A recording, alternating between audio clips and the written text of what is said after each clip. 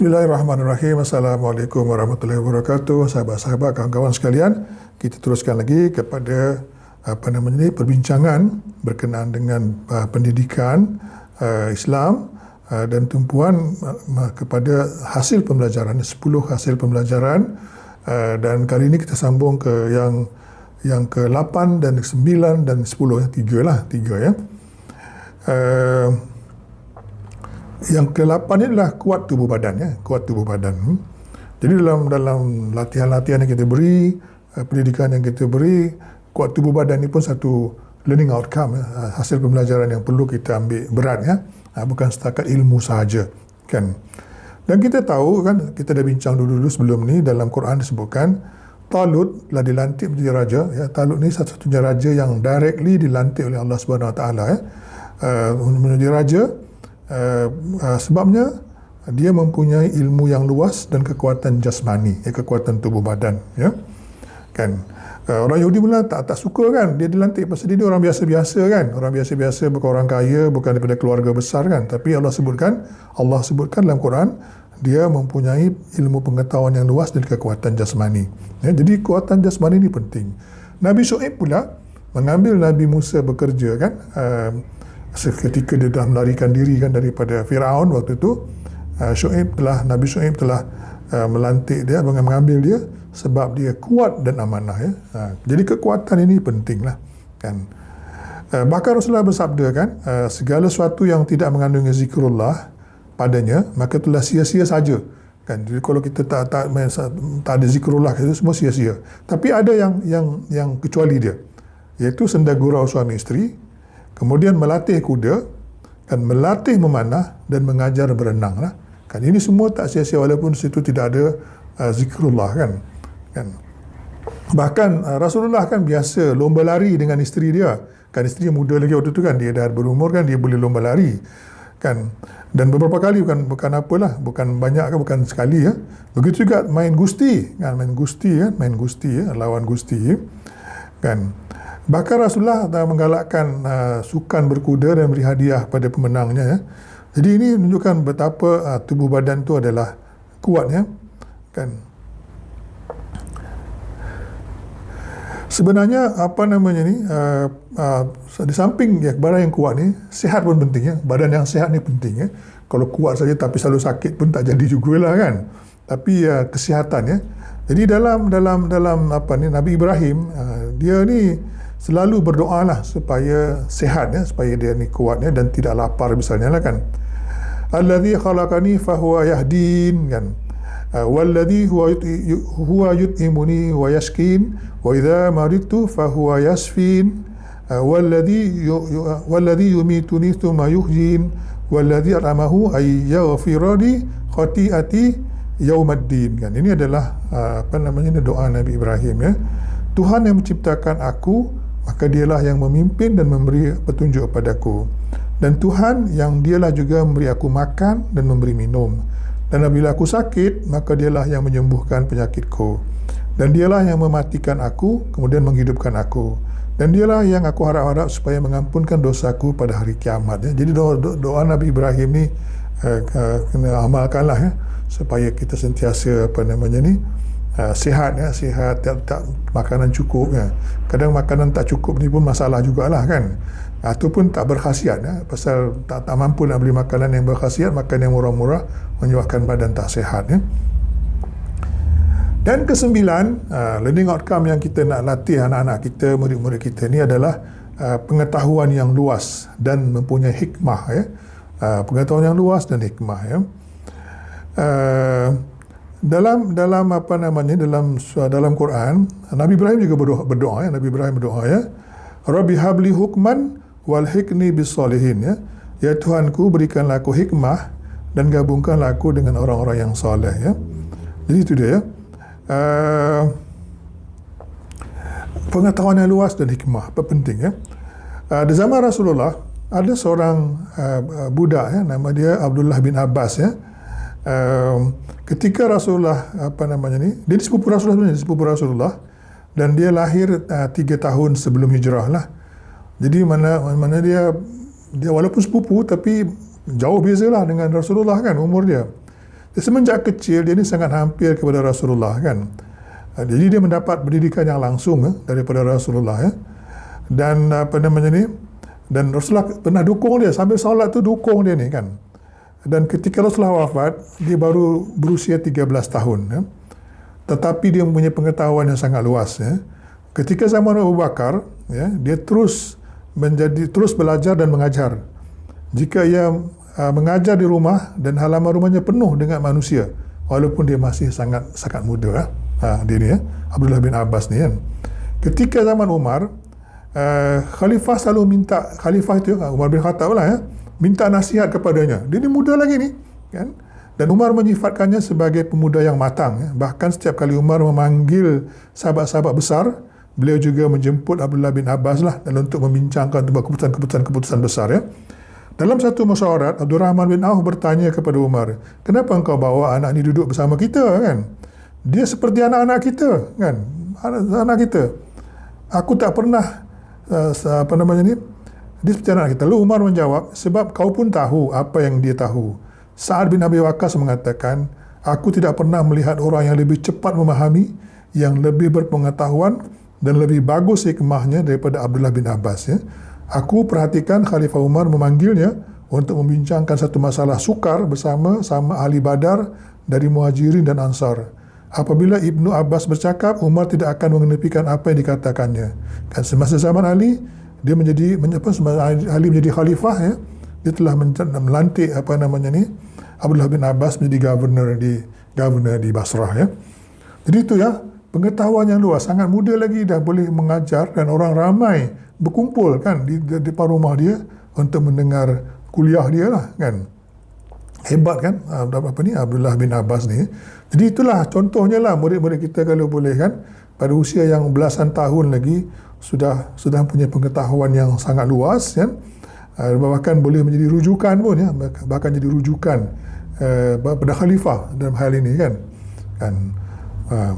Macam mana nak buat tu? Itu kita bincang kemudian lah Dan yang ke-10 yang ke-10 yang last ni lah nak tambah lagi boleh, tapi saya setakat 10 ni je lah. Itu pun dah banyak masa kita peruntukkan untuk ini Yang ke-10 ni adalah keusahawanan yang tinggi keusahawanan yang tinggi lah kan. Jadi kita tahu Rasulullah kan lahir ketika dia lahir bapaknya wafat dah wafat. Dia lahir bapak dia meninggal lah, dia tak pernah jumpa bapak dia kan. Dan pada usia 6 tahun dia jadi yatim piatu kan apabila ibunya Aminah wafat. Abdullah wafat ketika Rasulullah belum lahir. Ibunya Aminah wafat ketika dia berumur 6 tahun Kemudian dia dipelihara oleh datuknya lah. Tapi ketika dia berusia 8 tahun, datuknya pun meninggal. Abu Talib Abu Talib pakciknya terus membela dia lah kan. Jadi peristiwa ini amat menyedihkan tetapi Nabi Muhammad tidak meletakkan dirinya sebagai orang bernasib malang lah kan. Sedih lah. Bapa dah tak ada, mak mati, lepas tu datuk dia pula mati kan. Sedih kan. Tapi dia tidak meletakkan dirinya sebagai orang yang bernasib malang lah kan. Bahkan semenjak kecil dia sentiasa berusaha untuk mengembala kambing untuk mendapat upah kan. Jadi maknanya dia tak perlu duit daripada pakcik dia. Dia sendiri ada duit. Sebab tu kecil lagi dia sudah berusaha untuk mendapatkan wang untuk keperluan diri dia kan. Abu Talib sendiri kagum melihat anak yatim ini kerana dia sangat berdikari dan tidak meminta-minta dan sentiasa berusaha dan sabar Dan ketika umur 12 tahun dia mohon ikut rombongan pakciknya iaitu Abu Talib tadi ke Syam Mereka pada musim panas selalu pergi buat business trip ke Syam. Pada musim sejuk mereka buat business trip ke Yaman. Jadi ketika umur 12 tahun Rasulullah nak ikut Masa itu belum Rasul lagi lah. Masa itu Muhammad lah kan nama Muhammad lagi lah kan. Ingin turut ke Syam. Abu Talib setuju bawa dia kan. Tetapi dalam perjalanan tu banyak rehat lah, sejauhkan perjalanannya rehat Ketika dia berehat di Busra di Syam jadi di berhampiran tempat rehat tu terdapat sebuah gereja lah serta biara yang diketuai oleh seorang rahib bernama Buhairah kan. Buhairah adalah seorang padri yang dihormati dan seorang ulama yang berpengaruh lah, ulama Kristian Apabila melihat rombongan itu, dia telah meminta ahli-ahli gereja untuk menyiapkan jamuan, lalu menjemput rombongan itulah, rombongan Nabi Muhammad tu makan ke gereja tadilah. Jadi setiap tahun rombongan tu lalu berehat kat situ, tapi tak pernah dijemput, kan? Tapi kali ini dia jemput, kan? Makan pula tu, kan? Rupa-rupanya dia melihat masa mereka tu jalan, ada awan melindungi mereka, kan? Ketika itu sedang matahari terik, ada awan melindungi mereka, kan? Jadi Buhairah kata salah seorang daripada mereka ni mesti seorang Nabi, fikir Buhairah. Lalu Buhairah menjemput ke semua ahli rombongan itu, kan? Tapi dia tengok Nabi Muhammad tak ada, kan? Yang dewasa je pergi. Budak ni tak ada, kan? Wahai Quraisy, kata dia, datanglah ke semua kamu ke majlisku ini, jangan ada seorang yang tak hadir. Lalu mereka berkata, semua kami telah hadir kecuali seorang kanak-kanak, dia terlalu muda untuk mengikuti kami. Buhairah menyuruh mereka membawa Nabi Muhammad masuk, lalu mendudukkan Nabi Muhammad di sebelah dia. Di sebelah dia ni. Dan melayan Muhammad dengan hormat. Dia bertanya kepada Muhammad beberapa soalan lah. Muhammad menjawab pertanyaan Buhairah yang dengan baik. Buhairah gembira dengan semua jawapan Muhammad yang menyebabkan benar-benar yakin bahawa Muhammad adalah menjadi Nabi akhir zaman. Kan? Jadi untuk mendapatkan kepastian, dia tanya pada Abu Talib, siapa anak kamu ni?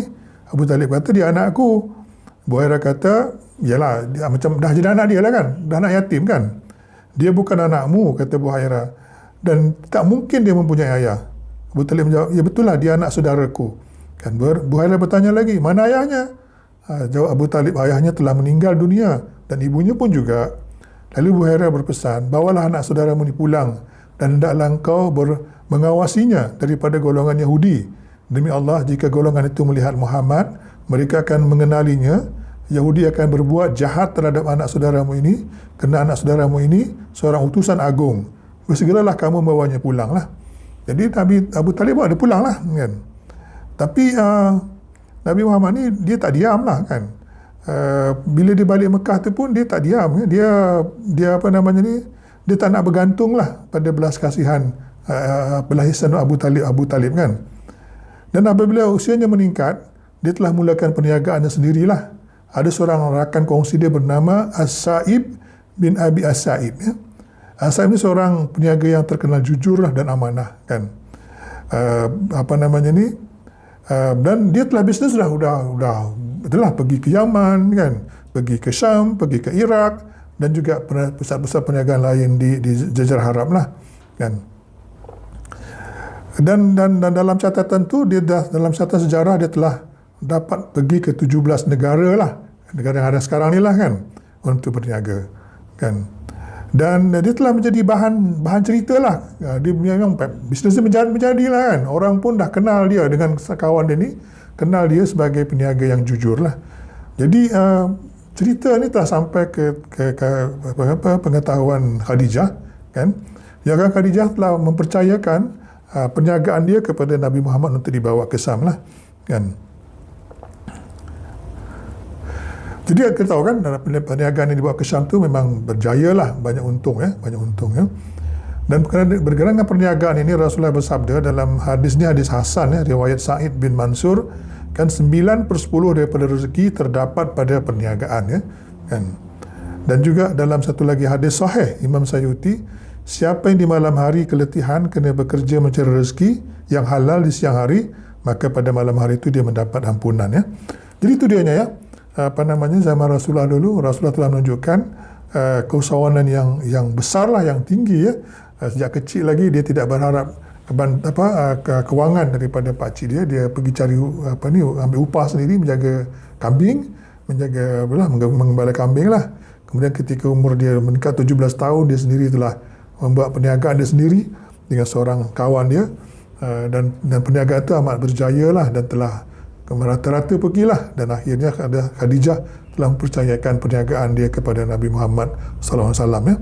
Jadi itulah dalam pendidikan kita kepada anak-anak kita, kepada murid-murid kita, ya. Sifat keusahawanan ini perlu ditanamkanlah, diterapkan, ya, supaya mereka tidak menjadi beban kepada masyarakat, tapi dia akan create job, ya, akan create pekerjaan, akan memenuhi keperluan rakyat, ya, keperluan orang ramai. Sebab tanpa bisnes, keperluan orang ramai tak dapat dilaksanakan lah kan. Sebab siapa yang akan membawa makanan, siapa yang membawa pakaian, siapa yang membuat keperluan-keperluan harian adalah usahawan-usahawan. Jadi itulah yang kita nak terapkan dalam pendidikan kepada anak kita dan juga murid-murid kita. Ya. Sekian, wassalamualaikum warahmatullahi wabarakatuh.